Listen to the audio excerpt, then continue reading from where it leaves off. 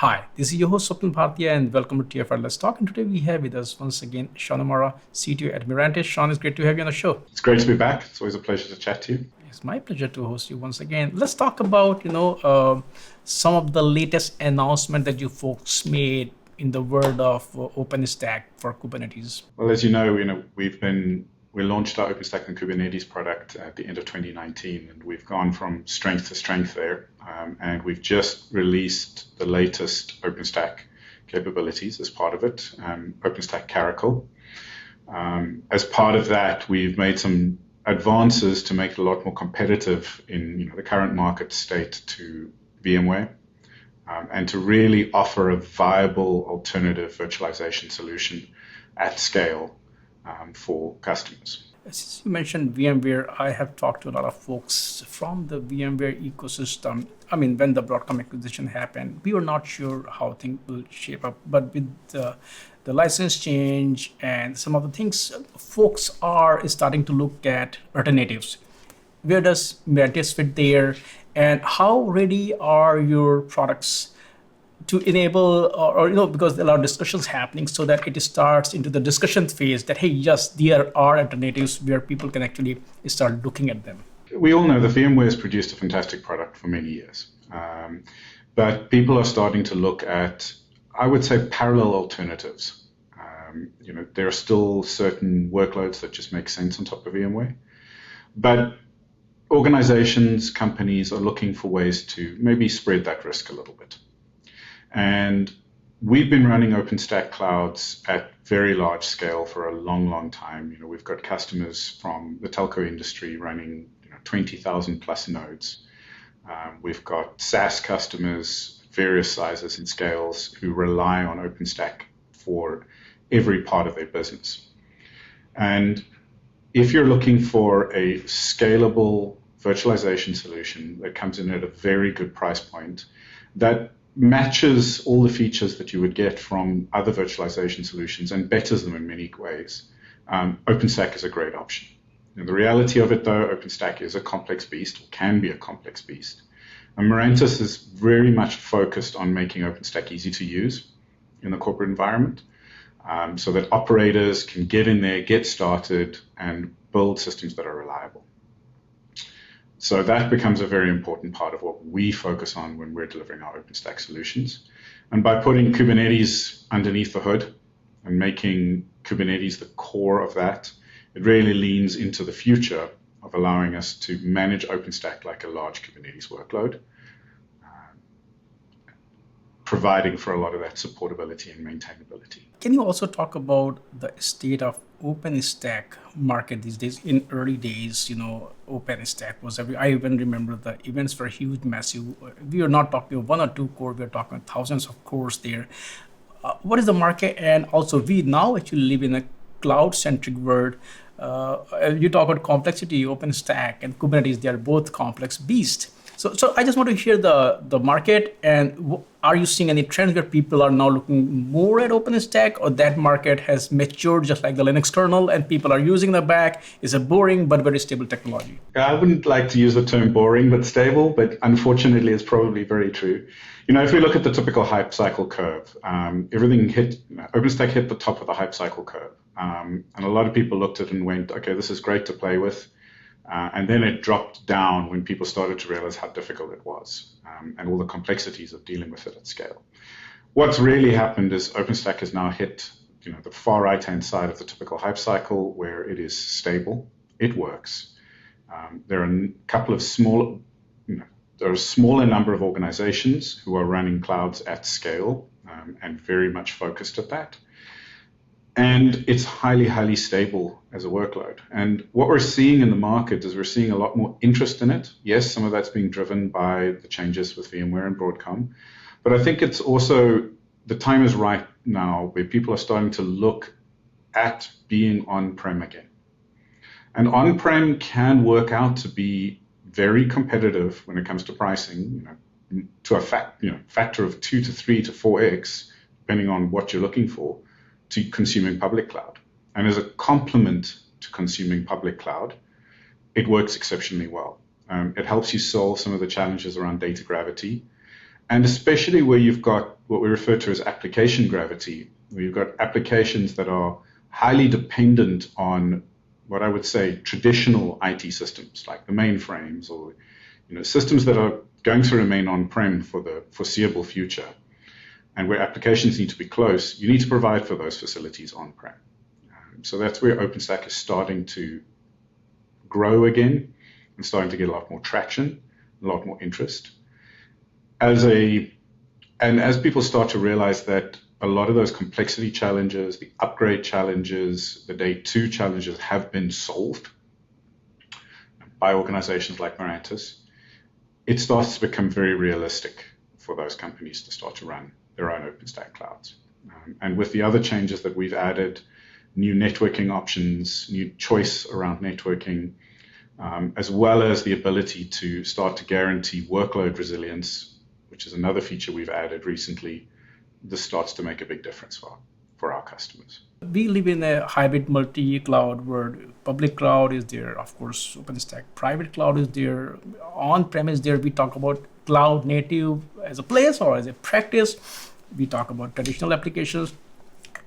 How does Mirantis OpenStack for Kubernetes enable all these? It really doesn't matter where the customer is. Couple of ways. So, at our core, our Kubernetes has been designed to be multi-cloud friendly. So we offer that substrate that OpenStack runs on is Kubernetes. So we offer that as a multi-cloud friendly solution. And we've got some fantastic new things coming during the course of the year to really push that forward. I won't say too much more about that. On top of that, we've got the OpenStack solution, which provides for that highly controlled data center type as a service running on top of OpenStack, which the underlay is Kubernetes. And OpenStack provides for that user experience. We then wrap services around that and support capabilities around that, allow customers to do live migration or real-time migration of VM workloads into a multitude of other platforms. So we can go from VMware to OpenStack, obviously, or back. We can also go to most of the public cloud providers. So an organization that wants to share workloads, we can provide for that migration. On top of that, we offer an extensive set of networking solutions, everything from the traditional default OVS-based networking that OpenStack relied on for many years. We've recently offered OVN. We offer OVN as a networking choice. And then with Tungsten Fabric, soon to be OpenSDN, in fact, that's happening at the moment. Tungsten Fabric community is moving into OpenSDN. We also offer OpenSDN as part of our solution offering.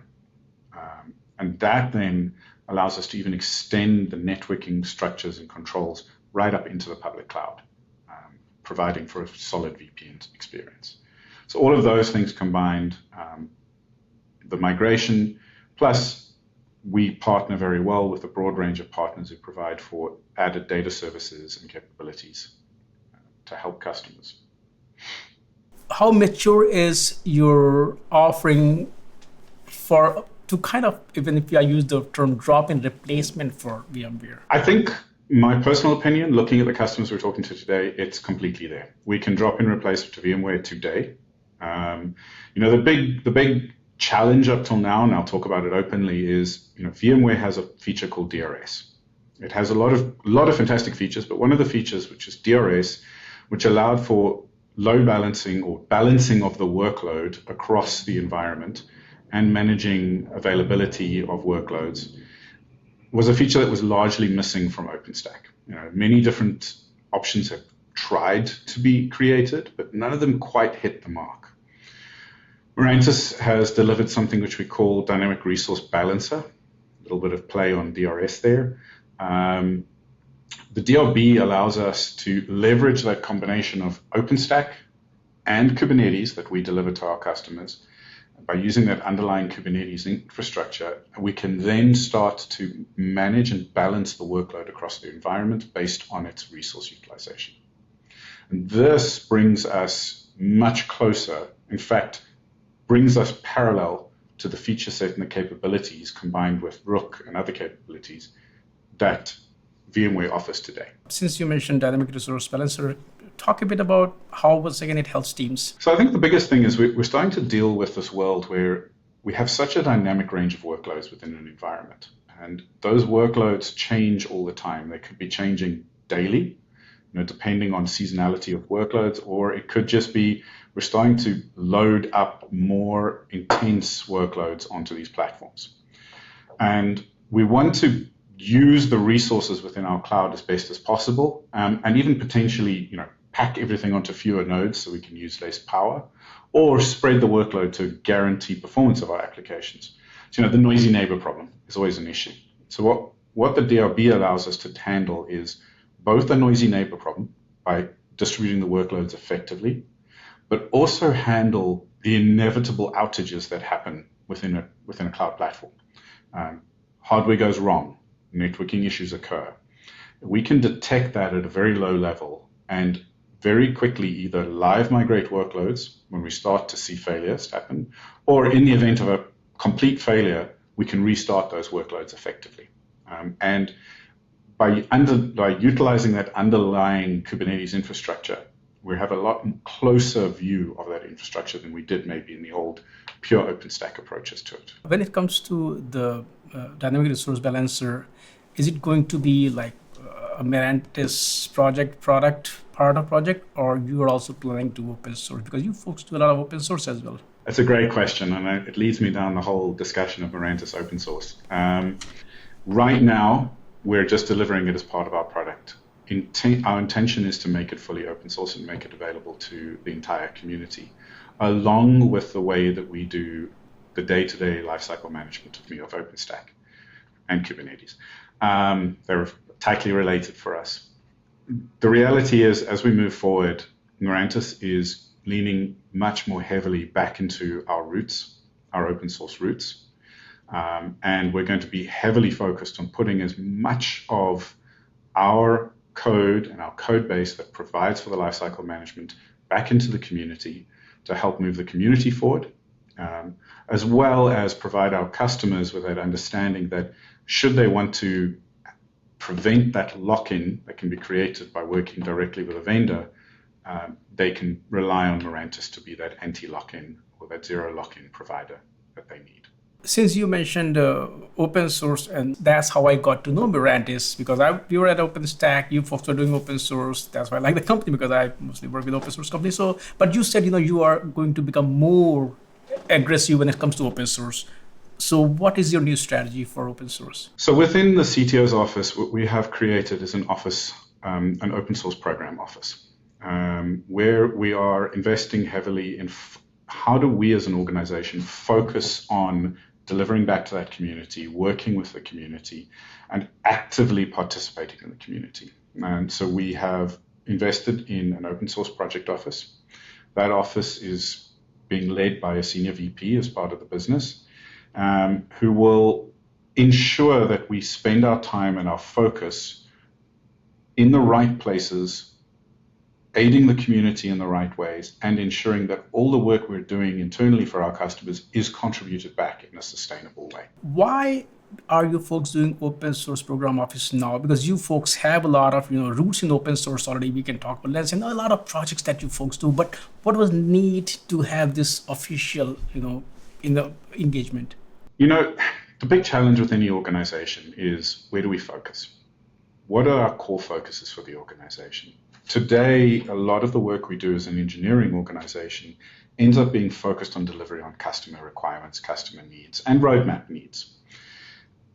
What you need is that support. Engineers tend to focus on the ticket that's in front of them, and they're doing a lot of fantastic work, but to split them between trying to do both community work and delivery on project roadmaps or customer issues resolution or bugs, sometimes they just need that little bit of extra help to focus on the community. And that's really what it is. It's to help set up the structures, provide the support, and drive the correct ways of work back into the community to ensure that we continue with our contributions and providing that value as we see it. Since we are talking open source, last year, when we keep hearing there are some disturbing, development in the industry. I don't want to name them, but then we were also happy to see that open source communities responded quickly to come up with like, for example, recently, Velki was a good example. Last year, OpenTofu were a good example. What kind of trends that you're seeing in this open source space? Because if you are pushing too much, are you worried about those trends, or you're like, you know what, no, these things keep happening, but we have a very strong community that will take care of things? Yeah, I think community is such an important part of the way we look at open source. A lot of the organizations that recently have taken their formerly open source, closed sources, or changed the licensing models have done that because they needed to do it for financial reasons, for commercialization of the open source products. Those tended to be very narrow, very single point products. Very often, those tools were developed by one organization entirely. We've focused more on working with products that are being used by a broader range of organizations, and more importantly, being contributed to by a broader range of organizations, and have solid foundations or solid communities around them that are helping govern those. And I think for us, it's not about the pure commercialization of that single open source product, but how do we put the whole together and offer value to our customers? Now, we're not trying to create a highly commercialized product aimed at 10,000 potential customers. We're trying to focus on a much more narrow subset of organizations that really want to have strategic control of their destinies, provide a productized experience of open source that is safe to consume, with the guardrails in place to prevent them going completely off the reservation and having major challenges, but also handling all those lifecycle challenges without having to invest heavily in all that open source development themselves. And that's how we focus on open source today. As a result, we're kind of bucking the trend, and we're going to be putting more of our components that are not currently open source into the open source domain. And we believe that that's how we will support our customers going forward. And we're seeing that demand from the type of customer base that we work with today. Shaun, thank you so much for taking time out today and, of course, talk about this new offering. Thanks for great insights, and I look forward to chat with you again. Thank you. Thank you very much.